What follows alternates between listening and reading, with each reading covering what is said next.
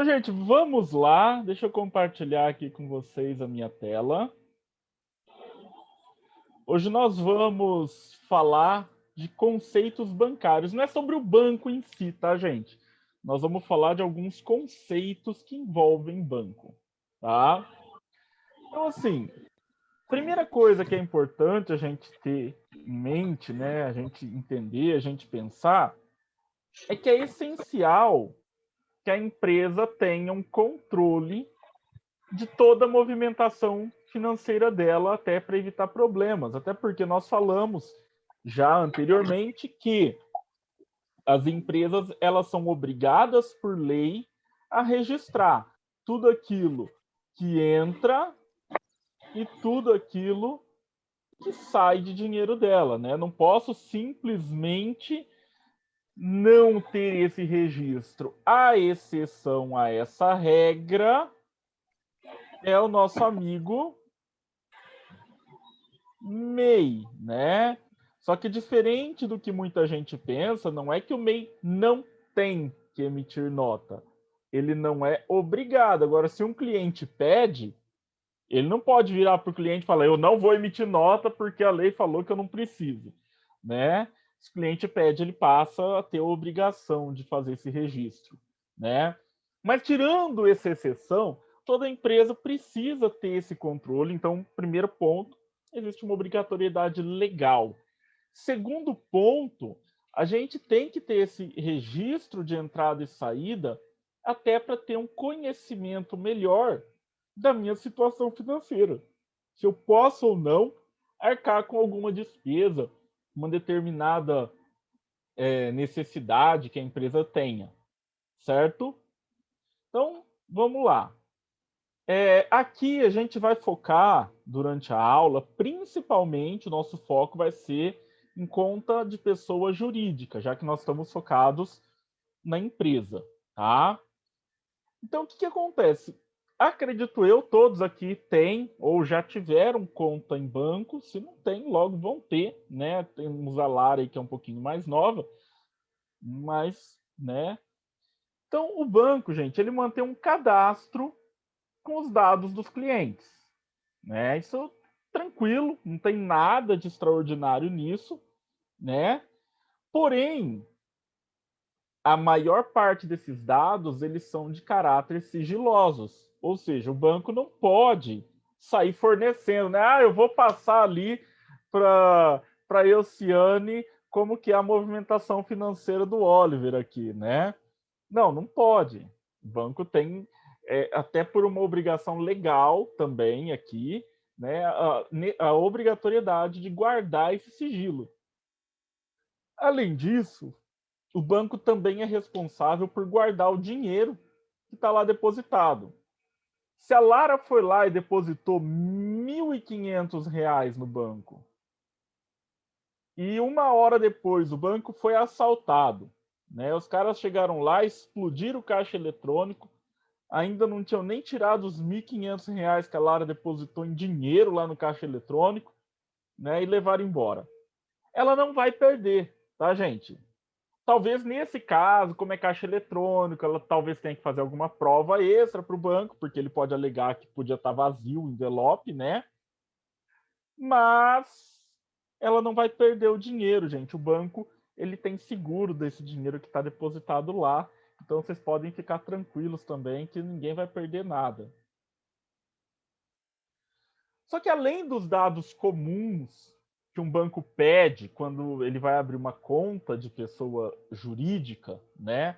Pessoa física, você vai apresentar lá os seus dados pessoais, endereço, parará, parará. Na jurídica, além dessas coisas comuns, ele vai pedir alguns documentos extras. Que documentos são esses? Vamos lá.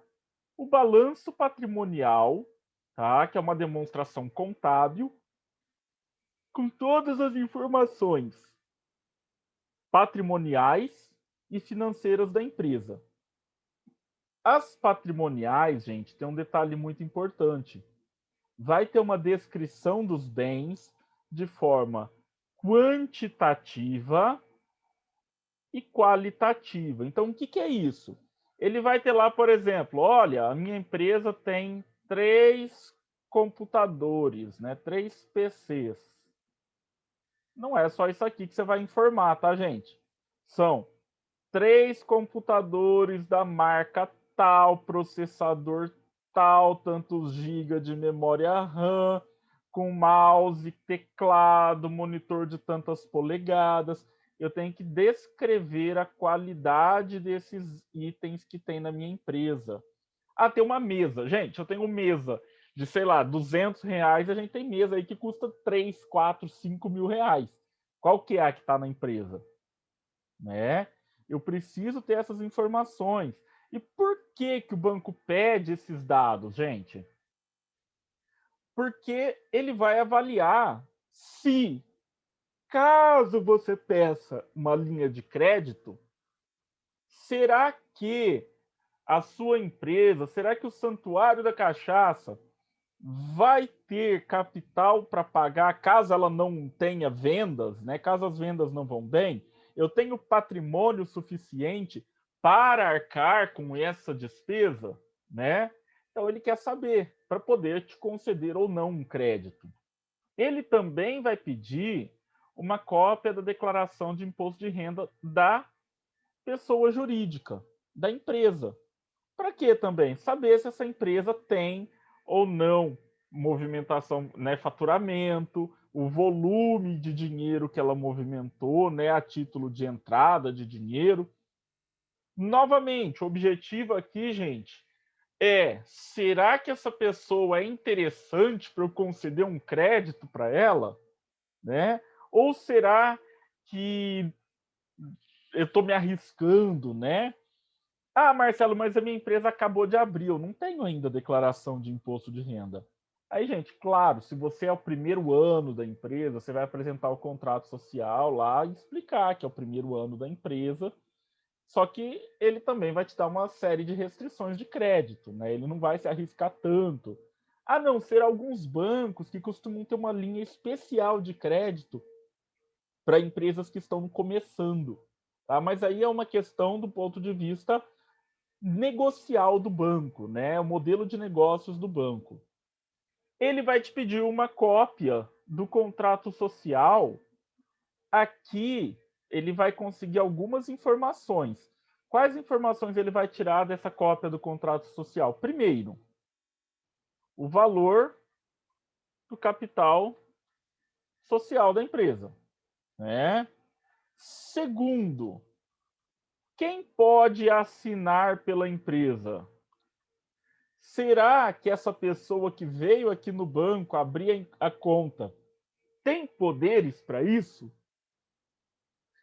E aí, gente, tem que tomar muito cuidado o que ficou definido lá, né? Se a gente colocar, por exemplo, a Elciane como responsável, só ela vai poder ir lá no banco abrir.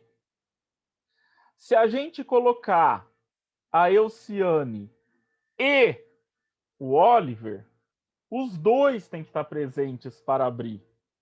Se a gente colocar a Elciane ou o Oliver ou a Lara, como eu substituí por ou, qualquer um dos três tem poder para isso, tá? Então, tem esses detalhezinhos, né, que o banco vai ficar atento aí.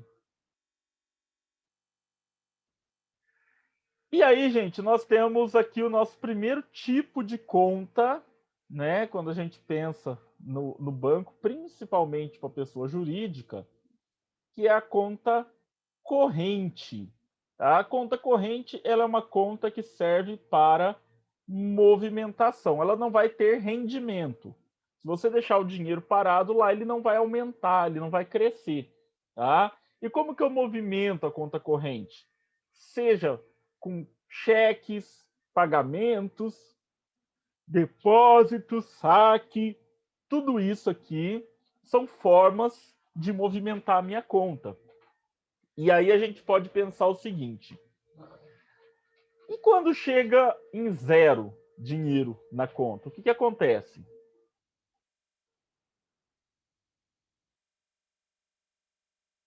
O que vocês acham?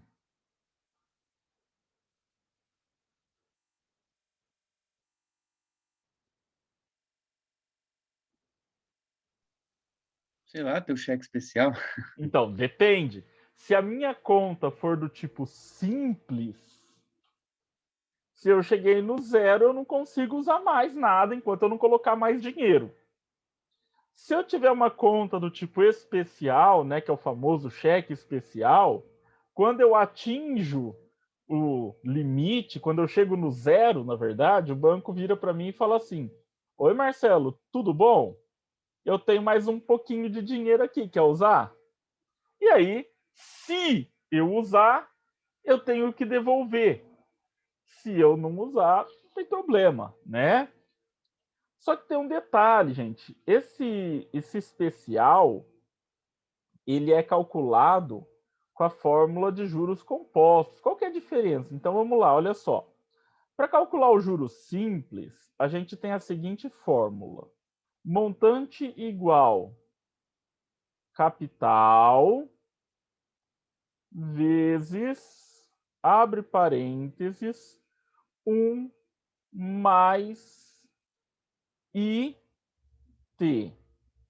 certo? I é a porcentagem e T é o tempo.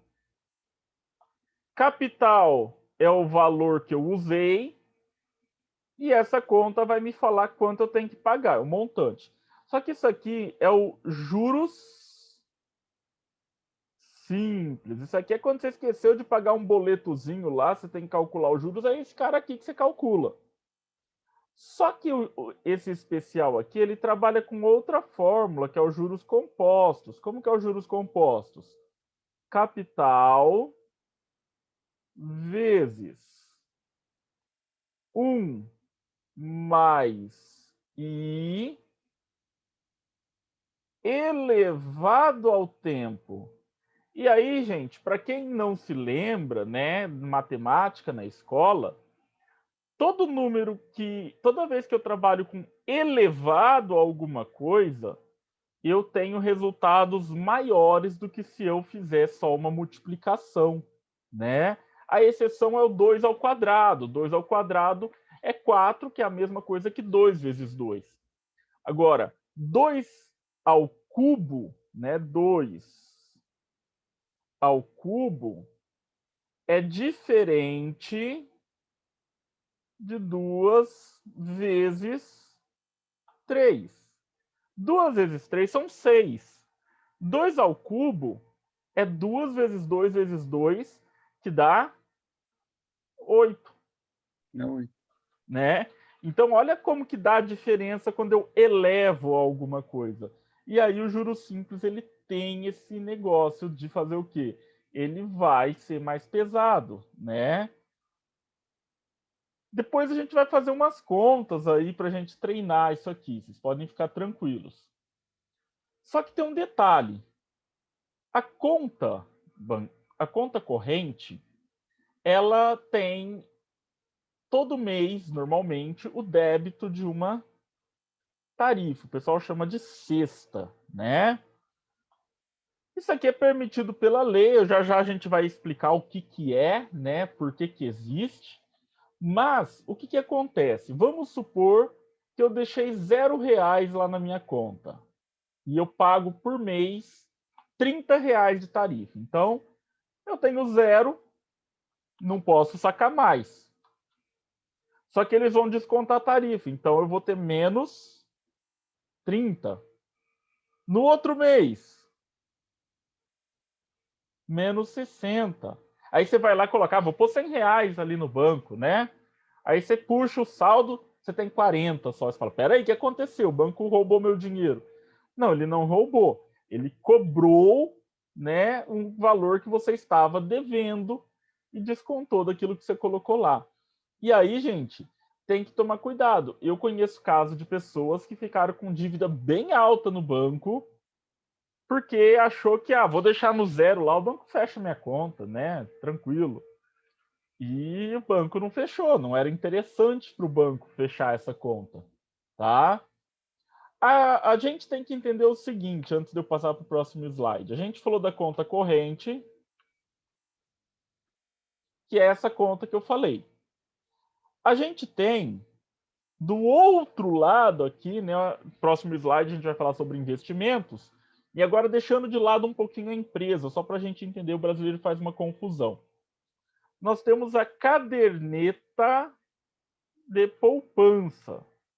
E, gente, pelo amor de Deus, hein, ó, caderneta, não é cardeneta e nem carderneta, tá? O R tá aqui, ó, depois do E.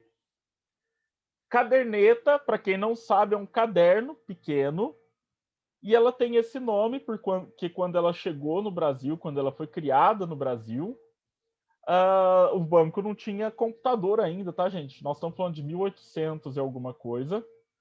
Então, a Elciane ia lá e abriu uma caderneta de poupança, ela recebia uma caderneta, um caderninho, para ela ir anotando as movimentações dela na caderneta de poupança.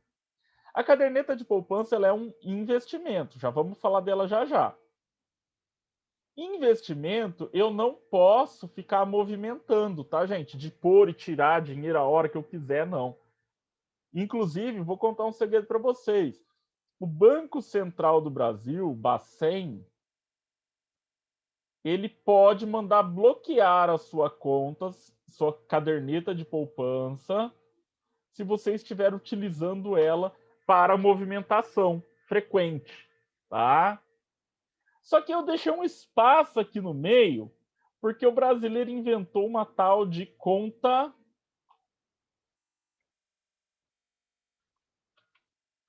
poupança. O que é a tal da conta poupança? Ela é uma conta corrente, porém, o dinheiro que fica parado lá rende como se fosse uma caderneta de poupança. Então eu posso movimentar ela tranquilamente. É o que muita gente tem, tá? A maioria das pessoas tem conta poupança e acha que tem uma caderneta de poupança. Não é a mesma coisa, tá? Tranquilo? As aplicações, elas têm o objetivo de aumentar o capital da empresa. Quando a gente fala em aumentar o capital da empresa, a gente tem algumas maneiras pelas quais isso pode acontecer. Então, vamos supor, eu, Oliver, Elciane e Lara somos sócios, abrimos uma empresa. Estamos precisando aumentar o capital da empresa. Alternativa 1. Nós, sócios, vamos lá e injetamos mais dinheiro. É uma forma. Outra forma é admitir um novo sócio, né? Então, olha, vamos procurar alguém que não faz parte da sociedade e chamar para entrar para a empresa. É outra forma de aumentar o capital. Outra forma que é a gente não quer abrir para mais sócios, a gente não quer perder o poder que a gente tem e nós não queremos pôr a mão no bolso, né? Ou então a outra forma de capitalizar a empresa é por meio de aplicações. Aí a gente tem que pensar o seguinte: para uma aplicação fazer sentido, para ela ter um retorno significativo, eu tenho que planejar. Então não é do tipo assim, eu vou precisar de dinheiro mês que vem, eu vou aplicar esse mês, né? Não, não é assim que funciona. Eu tenho que planejar, né? Ter metas de longo prazo aí. Dois tipos de investimento que muitas empresas costumam fazer são o RDB, que é o Recibo de Depósito Bancário, e o CDB, que é o Certificado de Depósito Bancário. Como funciona? Você está emprestando dinheiro para o banco, e aí vamos supor o seguinte: você emprestou lá para o banco R$ 1.000. O que o banco vai fazer? Ele fala: bom, eu tenho esses 1.000 aqui para trabalhar. Aí a Lara foi lá e pegou R$ 1.000 emprestado com o banco. Então a Lara pegou 1.000. Quando ela devolver, ela vai devolver mais que 1.000, porque tem juros. O banco vai fazer o quê? Ele vai pegar esses juros, vai ficar com uma parte dele, normalmente uma parte maior até, tá? E aí ele me devolve os meus 1.000 mais esse pedacinho aqui. Então eu vou pegar lá, sei lá, 1.020, né? Então, é assim que funciona a questão de por que que rende, né? Como que ele rende. Qual que é a diferença? Então vamos lá. Primeira coisa, os dois têm algumas coisas em comuns que são os índices, né, de rendimento. Então a gente tem tanto o RDB quanto o CDB, eles podem ser calculados a partir da TR, né? O que é TR? Taxa referencial. É uma taxa, é uma porcentagem que é calculada, tem toda uma regra para isso, né, gente? Não é a gente que inventa. Ela muda, ela varia de acordo com as negociações entre os bancos, tá? Então, conforme os bancos negociam, né, transferências de dinheiro para pagamentos entre si, é que dá o valor da TR. E temos a outra aqui, que é a IGP, que é o Índice Geral de Preços, que mede a inflação, né? A IGP, ela sobe ou desce de acordo com a inflação do país. O que acontece, gente? Como que eu escolho qual que é melhor para mim? Então, o CDB ele tem uma vantagem bem grande, que é o quê?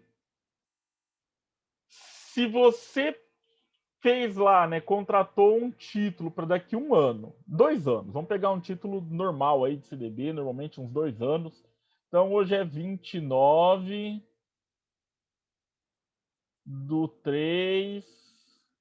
e aí vai ser para 2023. Se você contratou um RDB, você vai ter que esperar até essa data para resgatar seu dinheiro. Já o CDB, ele permite que você resgate esse dinheiro antes do prazo final. Logicamente, não vai render tudo que dá para render, né, gente? Mas dá para render um pouco e dá para resgatar antes. Então ele tem uma vantagem. O CDB, gente, já vou contar um segredo para vocês agora, fugindo um pouquinho do tema da aula. O CDB é possível nós, pessoas físicas, aplicarmos no CDB de uma forma sem gastar muita coisa, tá, gente? A partir de R$ 100 dá para comprar CDB, tá? Tem CDB aí com liquidez de 100%, gente. Significa que você vai recuperar 100%, você vai recuperar o que você investiu, mais 100% se você deixar o prazo total lá, né? Isso é um ótimo rendimento, gente. Isso aqui é altíssimo, tá? Resgate imediato, né? Você pode a qualquer momento resgatar. Lógico que não vai render 100% se você resgatar antes, né? Só tem um detalhe, tá, gente? Para quem aí eventualmente quiser se aventurar, pretende investir em CDB, a partir do momento em que você compra o seu primeiro CDB, não é R$ 100 por mês, não, tá, gente? É R$ 100 e pronto, né? Mas a partir do momento que você compra o primeiro, ano que vem, né, no ano seguinte, você tem que fazer a declaração do imposto de renda, tá? Mesmo que você não atinja o valor, né, necessário para pagar o imposto de renda. Por quê? Porque o CDB é tributável no imposto de renda. Então você vai ter que fazer essa declaração, né? Se ficar abaixo do valor, você não vai pagar nada, mas você tem que declarar, não pode esquecer, tá? Então, mas aí é a mesma coisa se você estiver investindo em ações, é a mesma coisa se você estiver com uma empresa. Então, não tem muito segredo, tá, gente? Alguma pergunta? Por enquanto, não. Outro, Tranquilo. outro conceito que nós temos, outro conceito, né, de aplicação, que é a poupança, que eu já falei ali atrás, né? Só que a poupança mesmo, gente, quem faz ela são pessoas físicas. Por quê? Porque o rendimento é minúsculo, né? Não compensa para uma empresa abrir uma caderneta de poupança. Mudando agora, temos aqui outros conceitos, né? E eu vou acrescentar um que não está na apostila.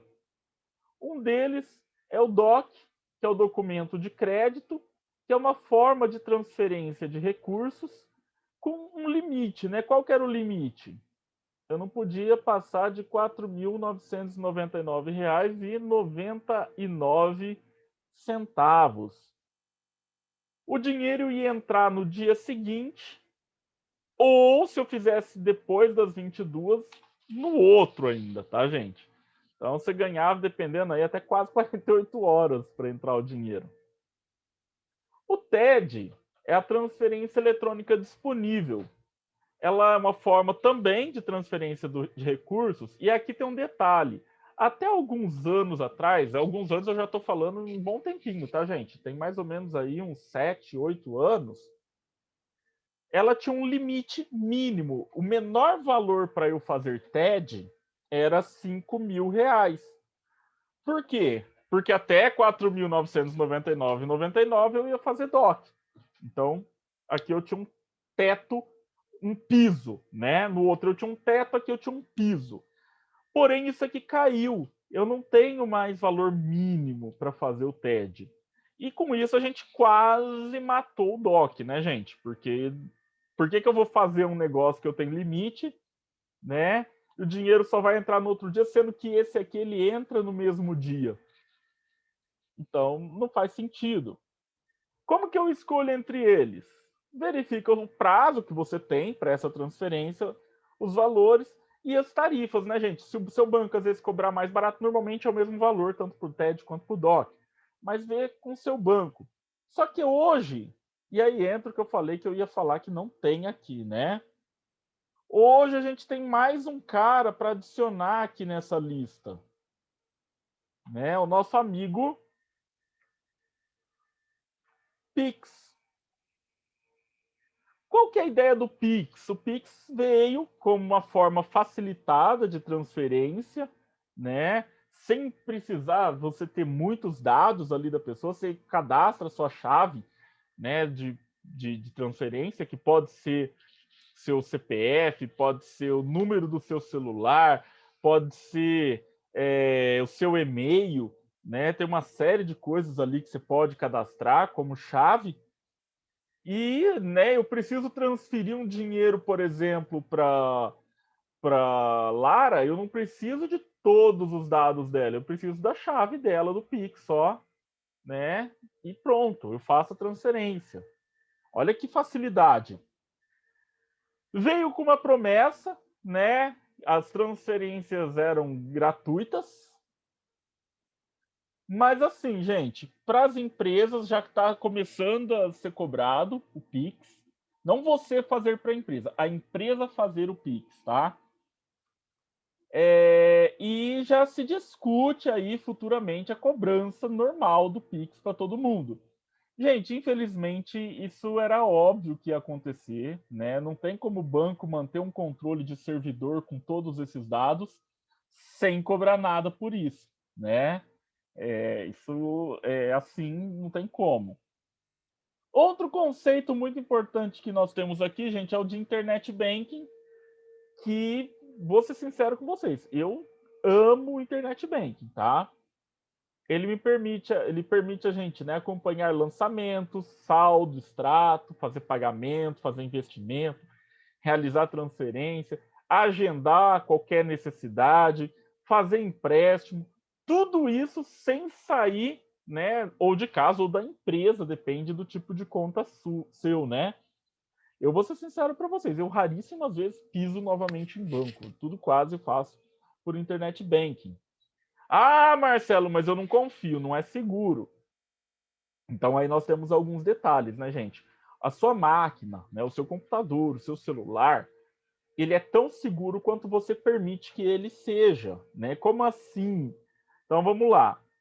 O Windows, por exemplo, gente, o Windows original, tá? Não o pirata, ele vem lá com o Windows Defender hoje, que é uma forma de filtrar, né? Ele funciona tanto como firewall. O que é um firewall? É uma proteção de acesso da máquina, quanto um antivírus. Só que o que acontece? Ele bloqueia muita coisa para quem quer baixar, por exemplo, filme pirata, essas coisas, ele dá umas bloqueadas. Aí o que os espertos fazem? Vão lá e desativam o Windows Defender. Ó, você acabou de deixar sua máquina vulnerável, né? Então, assim, o risco não está na internet, o risco está na gente que abre portas para isso. O que eu posso fazer para tentar, né, me proteger um pouco mais, além de tomar esses cuidados, igual eu falei? Primeira coisa, né? Verifica se o site que você está é o do banco mesmo. Algumas pessoas, né, golpistas, eles criam sites clonados do banco. Se entrar no site dele é igualzinho o do banco. Mas aí você pega, por exemplo, assim, ó, você vai lá, vou dar um exemplo, eu não sei qual que é o site do Banco do Brasil, por exemplo, mas vamos lá, vamos imaginar que era www.bancodobrasil.com.br. O cara vai lá e ele faz o www.bancodobrasil.com.br com Z, né? Ah, Marcelo, mas ninguém vai errar. Acreditem, as pessoas erram, tá? E aí, né, você acessa lá, infelizmente, aí você está dando, né, seus dados para a pessoa. Outra coisa que a gente tem que tomar muito cuidado, tem que olhar com muito carinho, tá, gente? Lá na barra de endereço tem que aparecer um cadeadinho, tá? E não sei se vocês sabem, quando a gente digita lá, por exemplo, google.com.br, se você clicar lá na barra de endereço, ele vai mostrar que, na verdade, o que está lá escrito é assim, ó, https www.google.com.br. É assim, a gente fala só essa parte aqui, ó, mas o computador ele escreve essa outra. Confiram, sempre cliquem e vejam se tem esse Szinho aqui, ó, HTTPS. Esse S é um protocolo de segurança chamado SSL, tá, gente? É um sistema de encriptação de dados.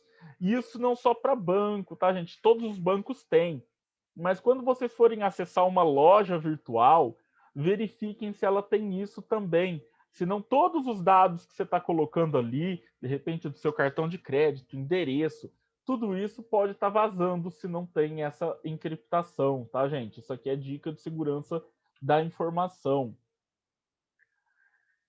Temos ainda, né, aqui a questão do débito automático, que permite, né, que eu faça pagamentos sem precisar ir também ao banco, nem precisar ficar lembrando a data, porque o internet banking eu posso pagar, mas eu tenho que estar atento com a data.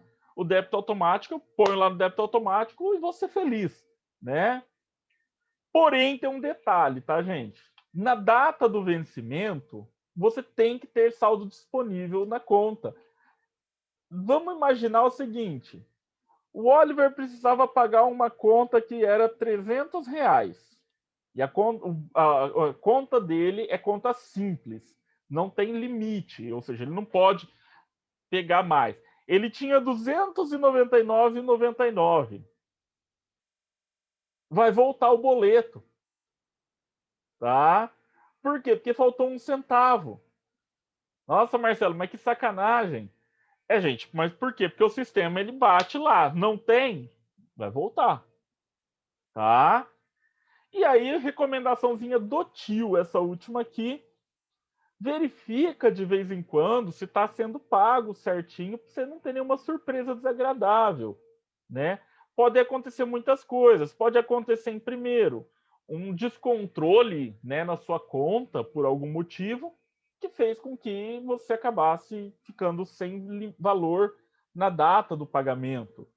Ou, pior, mas é mais difícil acontecer, mas pode ter dado um erro no sistema e não ter feito o pagamento? Pode também. Então, dá uma acompanhada, né, gente? Não é do tipo assim também, vou pôr no débito em conta e esquece, né? Não quero mais saber. Todas essas transações eletrônicas, né, seja por internet banking, seja pelos aplicativos de banco, tudo isso é controlado pelo SBP, o Sistema Brasileiro de Pagamentos. Ele faz o quê? Ele determina as normas e procedimentos que falam como devem ser feitas essas operações, tá? Então, vocês podem ter a segurança de que se você faz pelo Bradesco, você faz pelo Itaú, pelo Banco do Brasil, pelo Santander, pela Caixa, pelo Inter, qualquer que seja o banco, ele tem que seguir essas regras, então é padronizado, não vai ter assim, cada banco vai fazer de um jeito, né? Isso permite essa padronização, graças a Deus. Quais as vantagens, né, de colocar as coisas lá no débito automático? Você evita ficar pagando multa por atraso, se for igual eu, né, gente? Eu já esqueci várias vezes de pagar conta.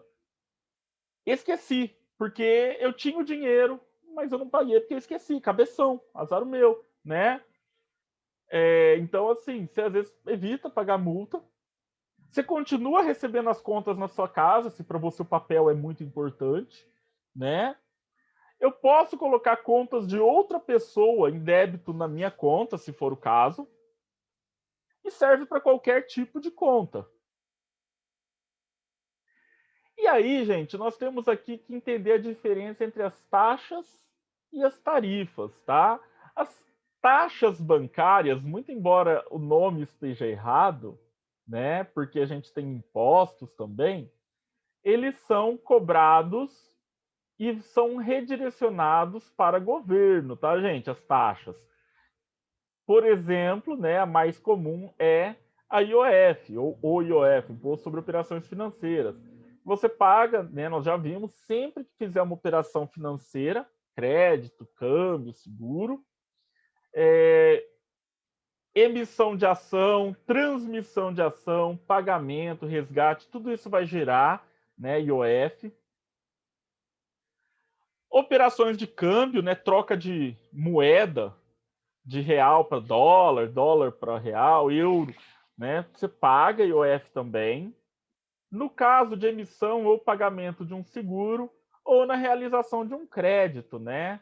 Tudo isso vai gerar IOF. IOF não vai para o banco, tá, gente? Vocês podem até achar ruim, mas não é do banco. IOF vai para o governo.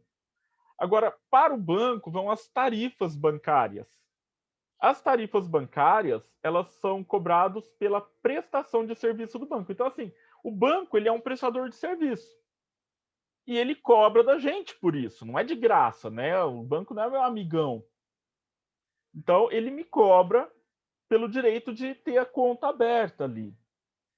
Esses valores são regulados pelo Banco Central, né, que define os valores mínimos que podem ser cobrados. Máximos aí vai de cada banco, certo? Alguma pergunta, gente? Por enquanto, não. Não, Na tudo certo. semana que vem, nós faremos uma viagem pela história para falar um pouquinho sobre cheque. Só que eu vou fazer um pouquinho diferente. Eu vou pensar uma parte da outra matéria, que é nota promissória, e vou trazer junto com o cheque, tá? Porque elas são meio parecidas. Então, eu vou trabalhar as duas juntas. Ok, gente? Muito obrigado pela participação de todos. Eu que Juízo. agradeço. Boa semana. Até a semana que vem. Professor, tudo de bom.